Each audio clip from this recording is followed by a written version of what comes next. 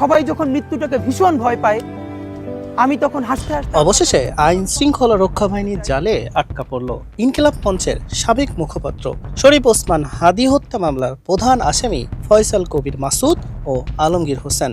৮ March ভারতের পশ্চিমবঙ্গ উপজেলার পুলিশের বিশেষ শাখার সদস্যরা বনগাঁও সীমান্ত এলাকা থেকে তাদের গ্রেপ্তার করে। পশ্চিমবঙ্গ পুলিশের বরাত দিয়ে ভারতীয় বার্তা সংস্থা ANI এর এক প্রতিবেদনে এ তথ্য নিশ্চিত করা হয়েছে। অবৈধভাবে অনুপ্রবেশ ও অবস্থানের অভিযোগে তাদের গ্রেপ্তার করা হয় বলে জানা যায়। এক সংবাদ বিজ্ঞপ্তিতে STF বলছে, বাংলাদেশে চাঁদাবাজি ও খুনের মতো গুরুতর অপরাধ সংগঠনের পর ভারতে পালিয়ে আসা 2 বাংলাদেশি নাগরিককে গ্রেপ্তার করা হয়েছে। তারা অবৈধভাবে ভারতে প্রবেশ করে পশ্চিমবঙ্গের বনগাঁও সীমান্ত এলাকায় আত্মগোপন করেছিলেন এবং সুযোগ বুঝে পুনরায় বাংলাদেশে ফেরার অপেক্ষায় ছিলেন বলে পুলিশের কাছে বিশ্বস্ত তথ্য ছিল।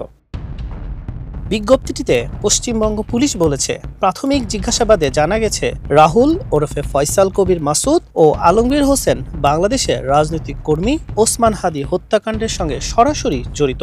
হত্যার পর তারা মেঘালয় সীমান্ত দিয়ে অবৈধভাবে ভারতে প্রবেশ করেন। এরপর ভারতের বিভিন্ন স্থানে অবস্থান শেষে সম্প্রতি পুনরায় বাংলাদেশে প্রবেশের উদ্দেশ্যে বনগাঁয়ে জড়ো হয়েছিলেন। এই ঘটনায় তাদের বিরুদ্ধে সুনির্দিষ্ট ধারায় মামলা দায়ের করা হয়েছে। রোববার গ্রেপ্তারকৃতদের সংশ্লিষ্ট আদালতে হাজির করা হলে আদালত তাদের পুলিশি হেফাজতে পাঠানোর নির্দেশ দেয়। হাসান শাহরিয়ার, মানব কণ্ঠ।